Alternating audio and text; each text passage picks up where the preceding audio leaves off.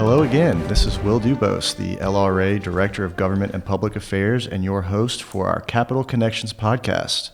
We are back today with LRA President and CEO Stan Harris. Welcome back, Stan. Glad to be here, Will.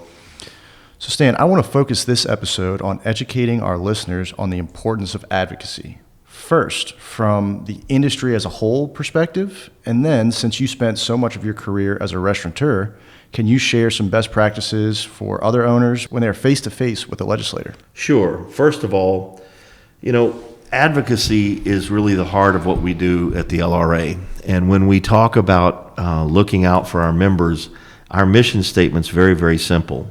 We advocate and protect the restaurant and food service business in Louisiana. That includes bars, that includes caterers, that includes country clubs, some hotels, some of the suppliers and things. People that really are running their business and doing that. One of the things that I find so disquieting at times is when an elected official to put you off will say something to the effect of, we're not hearing from your members. Well, yes, you are. You're hearing from our 4,500 members every time I speak to you, because I'm their voice. They're spending their day running their business, trying to make a living, trying to take care of their family, trying to be able to have a future. And that's kind of the challenge that we face in operating a business that has this many risks in doing it. A lot of people will tell you the story that opening a restaurant is not for the faint of heart. I spent the bulk of my career, 26, 27 years in the restaurant industry, and we did a lot of advocacy work through our partnership with the LRA, sometimes before the city council in the cities where we operated. But if we didn't get ourselves educated about that by being able to talk to someone like the staff and the team and the advocacy or communications team at the LRA, we're not going to be as effective. Because the one thing that I ask members regularly is what keeps you awake at night? Where do you get your news? How do you get your information on policy? How do you get your information on politics?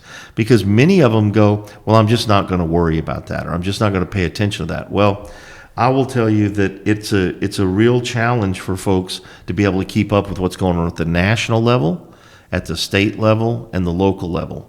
And even for us, we use tools. We use tracking tools. We use legislative tracking tools. We partner with the NRA on a tool called Phone to Action, where we can launch a grassroots advocacy outreach. We can do it for a city council. We can do it for the state legislature or a committee. We can do it for members of Congress and our states, our U.S. senators that represent our state. So we've got a lot of tools that we've created to be able to do that, because the old days of sitting down and actually sitting at a printer and preparing a letter and mailing it to someone, while it might make you feel better, it's like a member I talked to yesterday. I said, here's their email address, email it to them, or go to their website and put your information in. It will get in front of the right person.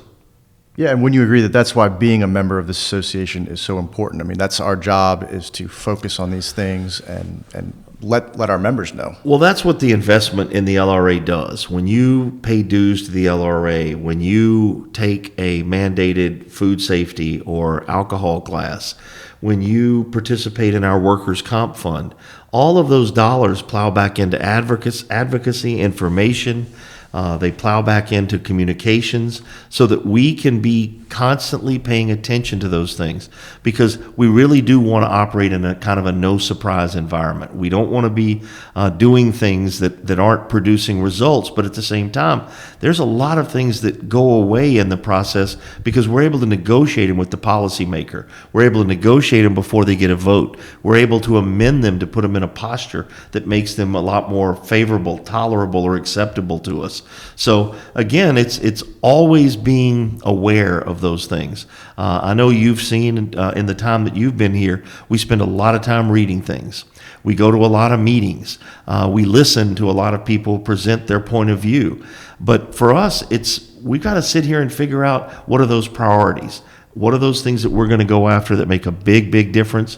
What are those things that have less impact? And what are those things that we would like to see happen on a favorable or positive basis?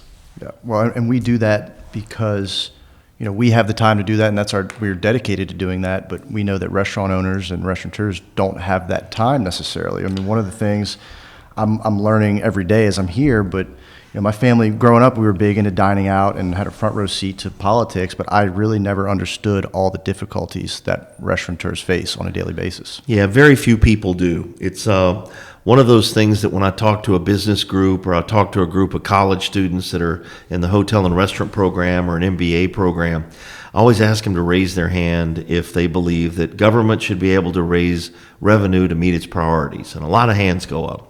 And then I asked the second question, I said, how many of you want to pay higher taxes and fees?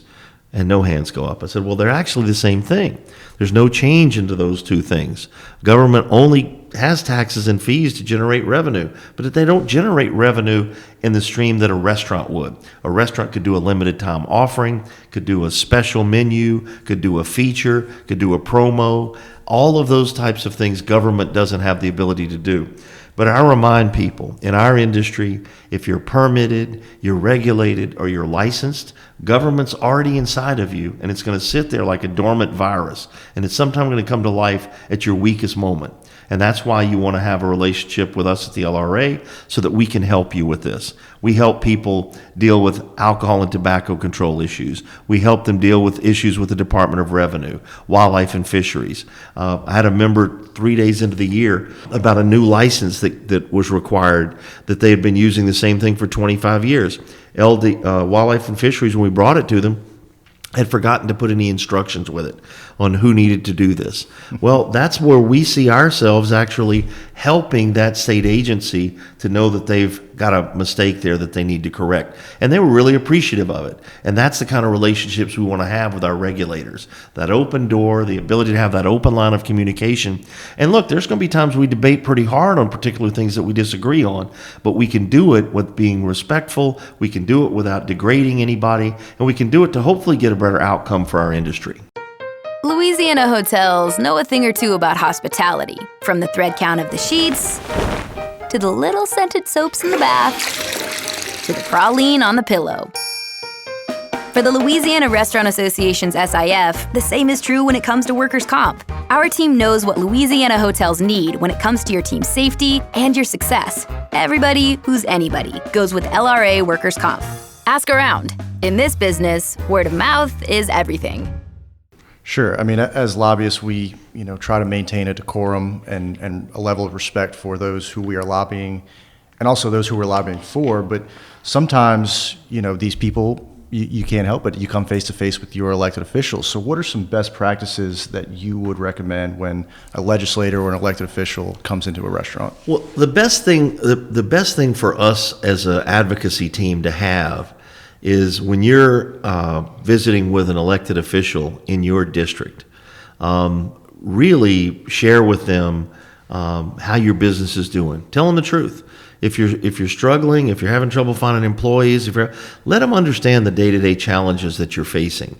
A lot of people that join the legislature, they come up from school boards, or they come from city councils, or they come from being a mayor, or they come from being a parish president, or vice versa. They go from the legislature back to those jobs. We have a great young mayor in Friday Ellis in Monroe. Really amazing guy. Defeated a multi-term incumbent Democrat as an independent.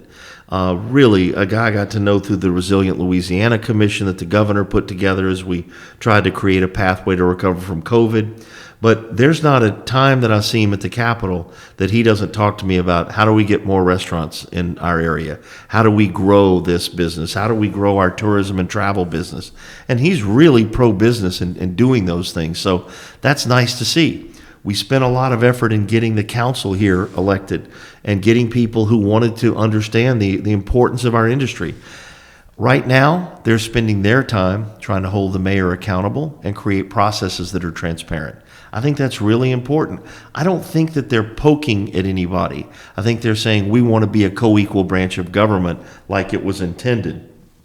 But when you're talking to people, we have restaurants in all 105 House districts and all 39 Senate districts. So as an industry, we probably have the broadest impact across the state. So being able to talk to those people, being able to know who they are, and they know who you are too. You're that person. Maybe you go to church with them. Maybe your kids go to school together. Maybe you had a past relationship with them when they were in business. It could be a car dealer. It could be a veterinarian. It could be anybody that provides a service. And really sharing with them so that they understand your business, understand who you are, because there may be a time that we call and ask you, could you reach out to Representative so-and-so or Senator so-and-so and really share this with them, not really in a big legislative alert, but more on that personal level. Do you know them? So we're constantly asking our members, when you're doing a fundraiser for an elected official at your business, please let us know. We'd love to send a staff member to be there and to engage and help you put it on. We can put invitations together. We can help do an Evite and get those out. Those are the kinds of things that we do. We use the LRA house. We love, if you want to do something for one of your legislators, you want to come down and prepare the food and share the cuisine and things like that, we'd love to have you come down and be our guest, and we'll pay for that to get them in there. Because those are the ways that we expand the influence of the industry. And those are the best ways that you as a restaurateur can really help us. It's food, it's being friendly, and it's telling people your story. All of those things are critical. And I would just throw in, just be respectful. You know, in this day and age, there's a political climate that is changing, and people don't always agree. But I promise you, there's something that you will be able to agree on, whether it's, you know, political or just great food. Or being cordial. You know, the one thing that I really push hard on at our LRA events, whether it's at the LRA house or for one of our 9 statewide chapters, or when we did the legislative kickoff dinner, the one thing they talk about is how great the food was, how great the hospitality was. Because I want them to understand that that doesn't just happen by magic. We have to work really hard to pull that off. On Monday of this week, we took the spouses auxiliary and prepared a brunch for them. Our chairman, Michael Boudreau of Jubin's Restaurant in Baton Rouge, and Solo and Making Raving Fans Hospitality, put that on right after being out of town at an event with us for 4 or 5 days. But that's the kind of things our members do. A lot of them, when we ask them for something like that, they always tell us the answer is yes. What's the question? So to me, representing people like that, having the ability to tie that into an experiential piece, having great food. If we're the Restaurant Association and we have an event, the first thing we need to make sure is that we've got first-class food, first-class service, and great hospitality, because that's what they're going to remember. I'm not as worried about what the oil and gas guys do or the motor transport people do or the asphalt and paving associations do, but I really hope they're using an LRA member if they want to have the best experience for their event. Well, I think that's one thing we can all agree on here in Louisiana is that we have great food. And Stan, we appreciate your time. I know you're busy. Thank you as always. Until next time, this is Will Dubose signing off for Capital Connections.